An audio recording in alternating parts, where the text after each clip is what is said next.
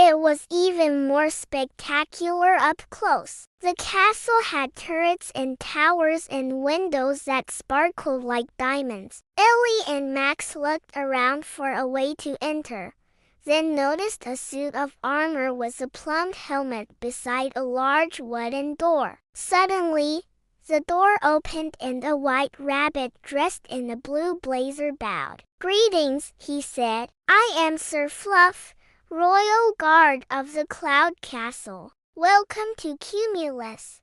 "Wow, a talking rabbit," Max said. Hi there," Ellie said, a little nervous. "We're here about the ladder. Do you know how it got here?" "The ladder? Oh, that," Sir Buff said dismissively. "It appears every 100 years, so the Cloud King can choose two mortals to help him with a very important task."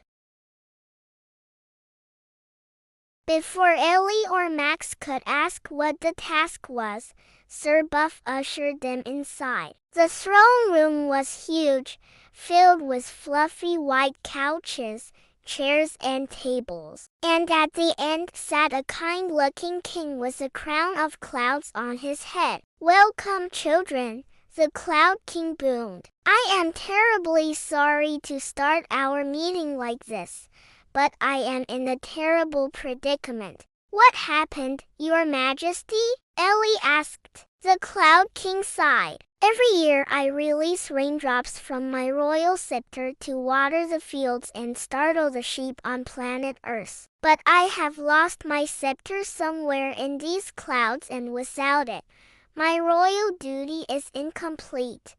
"Oh, no," Sir Buff cried. "If the Cloud King doesn't complete his duty, the plants on Earth will wither and die, and Fluffy will be very upset." "Don't worry, Your Majesty," Ellie said. "We will find your scepter." The Cloud King smiled. "Thank you, Ellie. Thank you, Max. Now, where were we?" He paused, looking at the two children with a strange expression on his face. "Oh, yes, as a reward for your help, I will grant each of you a wish." "A wish?" Max whispered, eyes wide. Being near the Cloud King was amazing. He smelled like rain and ozone and something sweet like cotton candy. Maybe he could wish for a lifetime supply of snacks. Ellie thought for a moment. This was a big deal. She wanted to be careful not to waste her wish. Then she said, "I wish to draw a picture of the Cloud Kingdom."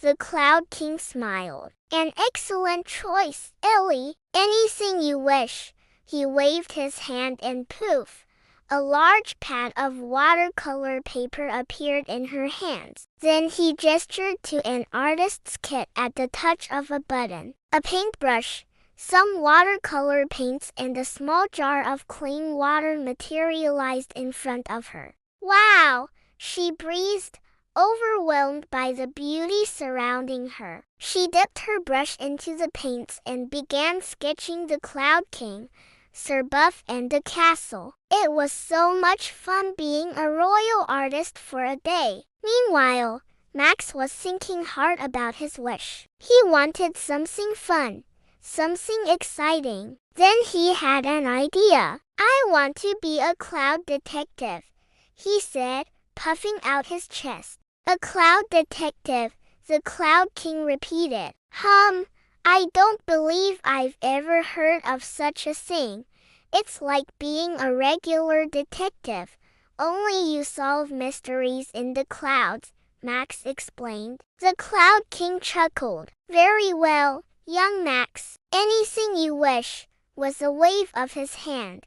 Max was suddenly wearing a stylish trench coat, a fedora hat and carrying a magnifying glass. "Wow, this is so cool," he said, spinning around to show off his new outfit. Then he and Ellie set off to find the Cloud King's lost scepter. They searched everywhere. Max even used his super sniffers to detect any trace of the scepter's sweet, grassy smell. But it was no use. After hours of searching, they had to admit defeat. Ellie felt awful. She had never failed to deliver on a quest before. What would the Cloud King say? How would he punish them? To her surprise, the Cloud King wasn't angry at all. "I'm sorry I put this quest on you," he said, "but I have an even bigger problem. If I don't complete my duty soon, the entire Cloud Kingdom will vanish into thin air."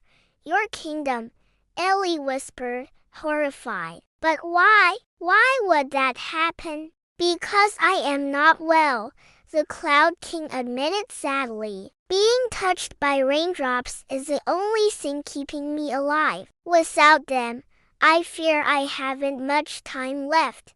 Ellie and Max stared at the Cloud King in disbelief. This was so much more than just a silly quest. It was a race against time. Would they be able to save the Cloud Kingdom and the Cloud King's life? Or would everything slip through their fingers like grains of sand? Stay tuned for part 2 to find out.